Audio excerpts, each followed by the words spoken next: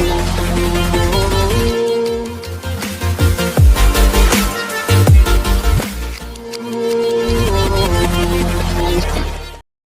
बच्चों, good morning. How are you? Now today's topic is संज्ञा प्रकरण in हिंदी ग्रामर. प्यारे बच्चों, हम हिंदी व्याकरण का टॉपिक संज्ञा पढ़ रहे थे. संज्ञा पार्ट 1 में मैंने आपको संज्ञा पूरी डिटेल से एक्सप्लेन कर दी थी, समझा दी थी. आज हम संज्ञा प्रकरण पे आधारित वर्कशीट सॉल्व करेंगे. आज मैं आप इस वीडियो में आपका सबसे पहले मेरे हिंदी की कक्षा में हार्दिक स्वागत है. आगे बढ़ते हैं और संज्ञा प्रकरण पे आधारित आपके लिए ये वर्कशीट लेकर आया हूँ, जिसे आप सॉल्व करेंगे और प्रयास करेंगे कि किस तरह से संज्ञा से जुड़े हुए प्रश्नों के उत्तर हमें देने चाहिए.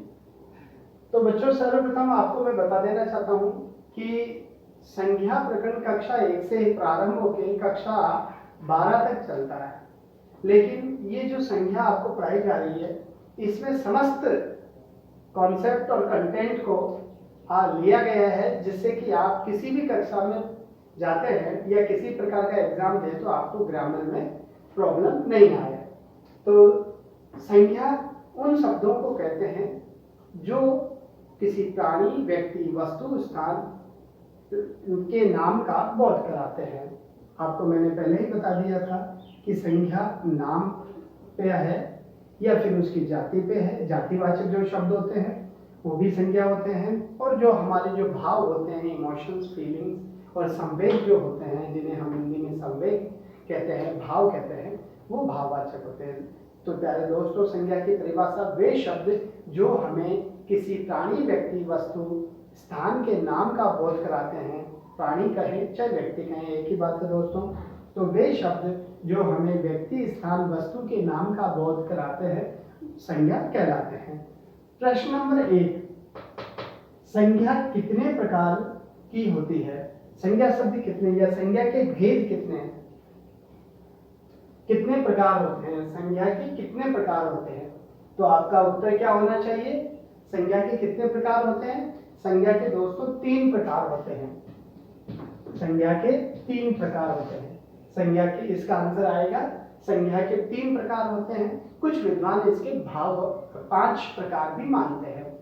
तो आपको मुख्यतः जो प्रकार पूछे हैं वो 3 बताने हैं.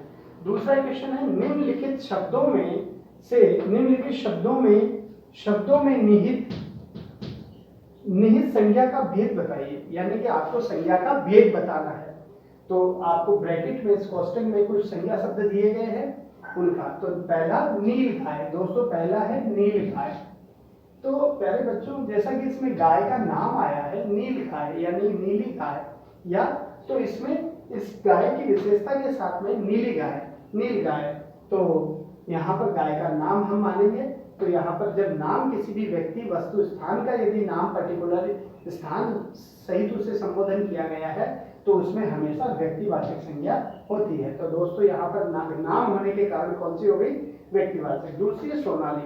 तो दोस्तों सोनाली भी छात्रा का, किसी गर्ल्स का नाम है, गर्ल का, तो नाम होने के कारण ये व्यक्तिवाचक संज्ञा है. कक्षा यहाँ पर नाम नहीं है दोस्तों. कक्षा एक ग्रुप, समूह का नाम है. तो मैंने आपको बताया था कि जब भी कोई शब्द किसी समूह को संबोधन करता है या किसी के एक प्रकार से अधिक प्रकार निकल के आते हैं तो वो जो है जातिवाचक संज्ञा में जाती है.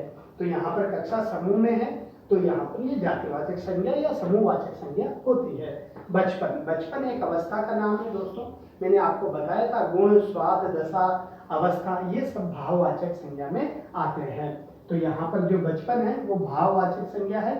और आगे बढ़ते हैं दोस्तों. दिल्ली एक स्थान है, दिल्ली जगह का नाम है, तो इसलिए ये दिल्ली शहर का नाम, शहरों के नाम में से एक नाम है. तो यहाँ पर शहर का पर्टिकुलर नाम आने के कारण ये व्यक्तिवाचक संज्ञा हो गई. आगे आता है अमरूद. अमरूद भी दोस्तों फलों में से एक नाम है. इसमें भी व्यक्ति, जब ये नाम विशेष आता है किसी का भी तो उसमें व्यक्तिवाचक संज्ञा होती है. आगे बढ़ते हैं दोस्तों. प्रश्न नंबर 3, जातिवाचक संज्ञा किसे कहते हैं? प्रश्न नंबर 3 पूछा गया है, जातिवाचक संज्ञा किसे कहते हैं और इसके 3 उदाहरण लिखिए. कोई 3. तो वे शब्द जो हमें किसी व्यक्ति वस्तु स्थान के जाति का, वे शब्द जो हमें या वे शब्द जो वाक्य में व्यक्ति वस्तु स्थान का नाम न बताकर उसकी जाति का बोध कराते हैं वो जातिवाचक संज्ञा शब्द कहलाते हैं। तो याद रखिएगा परिभाषा क्या होगी, वे शब्द जो हमें व्यक्ति वस्तु स्थान की जाति का बोध कराते हैं जातिवाचक संज्ञा कहलाते हैं, जातिवाचक संज्ञा कहते हैं उसे। कोई 3 उदाहरण, तो ऐसे शब्द छांटिए जिसमें नाम नहीं आए, जैसे आपने लिया फल, फल, अब फल तो बहुत अर्थात जिसके प्रकार भी निकलते हैं, तो फलों के बहुत से प्रकार हैं, विंटर में आने वाले अलग फल है, समर में आने वाले अलग है, रेनी में आने, तो इस तरह से विभिन्न प्रकार के फलों के, ऋतु फलों की यहाँ पर चर्चा। तो फल शब्द जो है वो जातिवाचक संज्ञा है। इसी तरह से लकड़ी, दोस्तों लकड़ी, लकड़ी शब्द है, लकड़ी भी आपके लिए जातिवाचक शब्द है। क्यों? क्योंकि आपने देखा होगा कि लकड़ी शीशम की लकड़ी होती है, सागवान की होती है, तो अनेक प्रकार के, बबूल की होती है, नीम की होती है, चंदन की होती है, तो इस तरह से विभिन्न जो है उसके भेद होते हैं, तो भेद होने के कारण जातिवाचक संज्ञा होगी। तो फल, लकड़ी, और आगे हम लेते हैं जैसे आपने लिया रंग, रंग शब्द लिया, तो दोस्तों रंग भी बहुत प्रकार के होते हैं, या हम कह सकते हैं खिलौना या कक्षा या छात्रा या लड़का, तो इस तरह से ये शब्द जातिवाचक संज्ञा शब्द कहलाएंगे। आगे प्रश्न बढ़ते हैं दोस्तों, मिलान कीजिए, यानी कि प्रश्न मेज द कॉलम है, मिलान कीजिए। तो मिलान में क्या है, यहाँ पर दोस्तों राजवीर है, आपको याद आना चाहिए, देखते ही पता लगना चाहिए राजवीर, राजवीर एक लड़के का नाम है। जब नाम आता है तो हम जो है नाम किसी का भी व्यक्ति वस्तु स्थान का यदि पर्टिकुलर नाम है तो वो व्यक्तिवाचक संज्ञा जाएगी, तो हम इसको मिलान करेंगे व्यक्तिवाचक से। तो यहाँ पर ये पहले फर्स्ट में आया व्यक्तिवाचक वन, इसका मतलब वन का मतलब कि आपके नीचे व्यक्तिवाचक और दिया गया है इन शब्दों में। आगे बढ़ते हैं क्रोध, क्रोध एक दशा है दोस्तों, क्रोध हमारे मन का भाव है।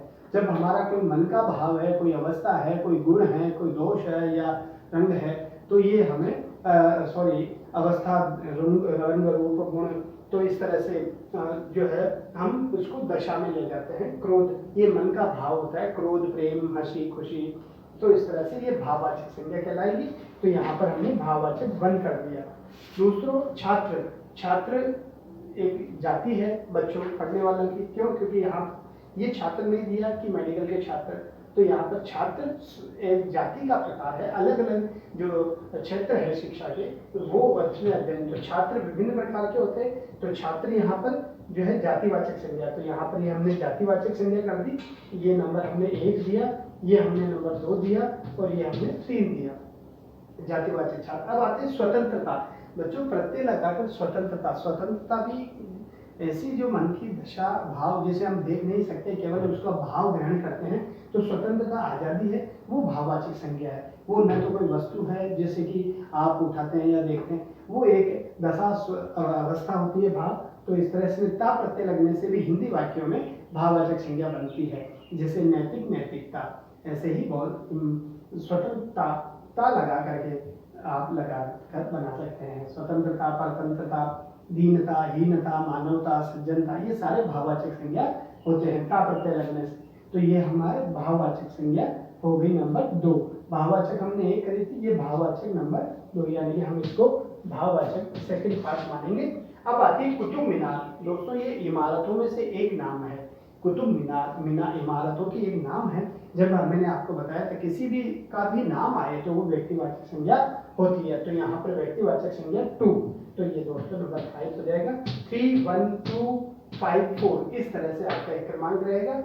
और इस तरह से हमारा ये संज्ञा शब्द, विभिन्न प्रकार के संज्ञा शब्द होते हैं दोस्तों, जिनको आपकी परीक्षा में छांटना, कई बार आपको मंजूषा देकर के संज्ञा शब्दों को छांटना होता है कि व्यक्तिवाचक संज्ञा इधर लिखो, जातिवाचक इधर लिखो और भाववाचक, बहुत सारे शब्द आपको दे देते हैं, अलग अलग कीजिए शब्दों को, अलग अलग रेखांक निम्नलिखित शब्द समूह में से संज्ञा भेद अलग अलग छांटिए।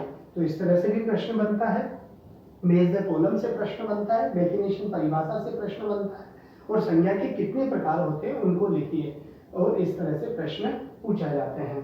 तो इस तरह से आज हमारी ये संज्ञा प्रकरण जो हमने पूरा पढ़ लिया था पिछले वीडियो में, आज इस वीडियो में उसकी हमने आपको वर्कशीट कराई है, और इस वर्कशीट में किस कैसे प्रश्न शामिल किए जाते हैं वो भी हमने आपको बताया, जिससे कि आप अपनी टेक्स्ट बुक से आने वाले प्रश्नों को आसानी से हल कर सकें। धन्यवाद। आप मेरे चैनल से जुड़े रहिए और चैनल को लाइक, शेयर और दोस्तों से बताएं और इसको सब्सक्राइब करना ना भूलें। धन्यवाद।